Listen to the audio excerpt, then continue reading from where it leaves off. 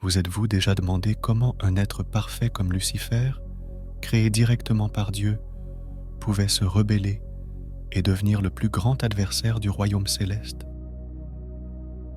Sa beauté, sa sagesse, sa puissance, tout en lui semblait destiné à l'harmonie éternelle avec le Créateur. Pourtant, quelque chose l'a poussé à défier Dieu et à conduire une multitude d'anges à la ruine. Avant de poursuivre cette profonde réflexion, je vous invite à vous abonner à la chaîne. Restons unis dans la recherche de la vérité, de la lumière, et diffusons ensemble le savoir. Au commencement des temps, Dieu a créé les anges, des êtres de lumière destinés à servir et glorifier le Créateur. Parmi eux, un s'est particulièrement démarqué par sa beauté et sa sagesse. Lucifer, dont le nom signifie « porteur de lumière ». Selon le prophète Ézéchiel, Lucifer fut créé parfait, exempt de tout défaut, jusqu'à ce que l'iniquité soit trouvée en lui. Mais que s'est-il réellement passé? Pourquoi un être si brillant a-t-il décidé de se rebeller? Lucifer était non seulement merveilleux, mais aussi extrêmement puissant. Il commandait à d'autres anges le culte de Dieu et jouait un rôle central dans l'ordre céleste. Cependant, sa position élevée l'a amené à développer un orgueil insidieux. Il aspirait à quelque chose de plus, quelque chose au-delà du rôle qui lui avait été assigné. Il commença à rêver de son propre royaume, défiant l'autorité de Dieu. L'orgueil le conduisit à la rébellion. Pourquoi Dieu a-t-il permis que cela se produise? Le libre arbitre, accordé à tous les anges, permettait à Lucifer de façonner ses pensées et d'agir contre la volonté divine. Lucifer fut le premier être à utiliser le libre arbitre pour s'opposer à Dieu. Ce processus ne fut pas soudain mais lent, un crescendo de désir de pouvoir. Lorsque Lucifer décida d'agir, une blessure s'ouvrit dans l'ordre céleste qui ne guérirait jamais. Il n'a pas agi seul.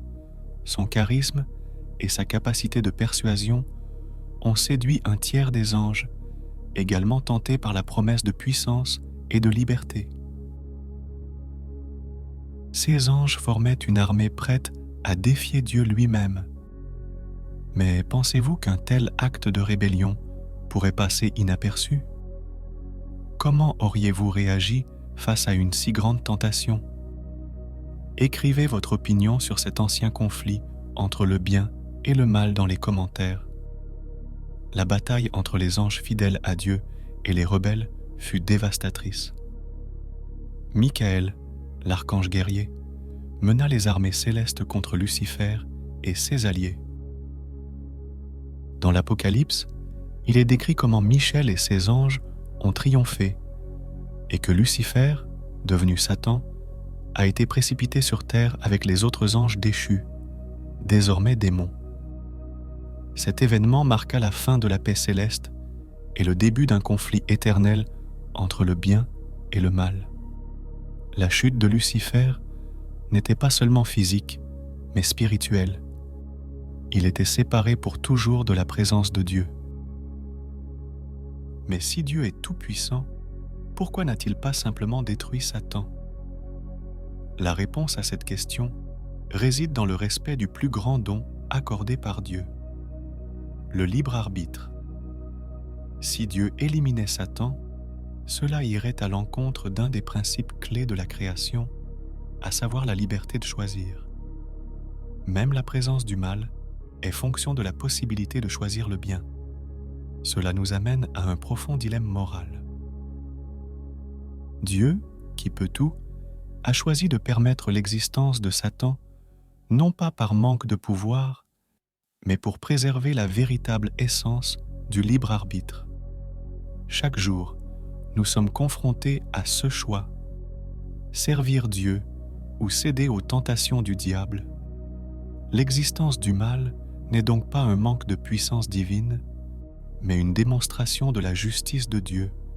qui n'impose pas sa volonté, mais permet à ses créatures de choisir librement leur propre voie. En choisissant de s'opposer à Dieu, Lucifer et les anges déchus ont fait face à la conséquence la plus terrible, la séparation éternelle de la lumière divine. Pourtant, même à cette distance, ils continuent de jouer un rôle important. Satan et ses démons agissent comme des tentateurs, permettant à l'humanité d'exercer son libre arbitre et de choisir consciemment le bien. Chaque tentation surmontée renforce notre foi et nous rapproche de Dieu. Mais chaque erreur, chaque mauvais choix nous éloigne de plus en plus de sa lumière. Dieu, dans son infinie sagesse, a permis que cette bataille entre le bien et le mal se poursuive. Car c'est grâce à cette lutte que nous pouvons grandir spirituellement. Ce n'est que par la tentation que nous pouvons démontrer notre loyauté envers Dieu et notre engagement envers la bonté. Le mal sert donc de toile de fond pour que brille la justice et l'amour divin. Sans la présence du mal, notre choix du bien perdrait son sens. La comparaison entre Lucifer et Dieu nous enseigne que même le plus splendide des anges peut tomber à cause de l'orgueil et de l'ambition. De même, nous, les êtres humains, devons constamment veiller sur nos choix, car même le plus petit acte de rébellion peut nous conduire vers une séparation éternelle d'avec Dieu. Que pensez-vous de ce conflit profond? Pensez-vous que l'humanité peut vraiment résister aux tentations du diable? Faites-moi part de votre avis dans les commentaires. La sagesse de Dieu, en ne détruisant pas Satan, est donc une démonstration de son amour et de sa justice. Dieu a choisi de permettre au diable de continuer à exister, non par faiblesse, mais pour nous donner la possibilité de choisir librement notre destinée. Et c'est le véritable test de notre foi. Dieu a tracé devant nous un chemin de justice et d'amour, mais il ne nous oblige pas à le suivre. Il nous laisse libres de choisir, afin que notre amour pour lui soit sincère, fruit d'une décision consciente et non forcée. Chaque jour, nous devons donc faire face aux tentations que Satan met sur notre chemin. Son objectif est de nous éloigner de Dieu, rendant plus difficile notre chemin vers la lumière. Pourtant, c'est précisément dans les difficultés que nous pouvons démontrer notre loyauté.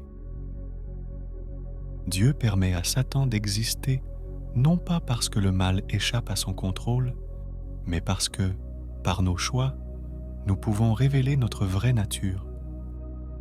La justice de Dieu n'impose pas, mais invite. Tout choix vers le bien est une victoire sur la tentation et une confirmation de notre engagement envers Dieu. Mais nous ne devons pas oublier que le libre arbitre implique une grande responsabilité. Tout comme Lucifer a choisi de se rebeller, nous pouvons nous aussi choisir de nous éloigner de Dieu. Chaque décision a des conséquences, et celles-ci peuvent nous rapprocher ou nous éloigner de la lumière divine. Si vous souhaitez poursuivre ce voyage de connaissance et en découvrir davantage sur la façon dont Dieu traite le mal dans le monde, je vous invite à cliquer sur la vidéo qui apparaîtra à l'écran. Ne manquez pas l'occasion de plonger dans les mystères divins et de renforcer votre foi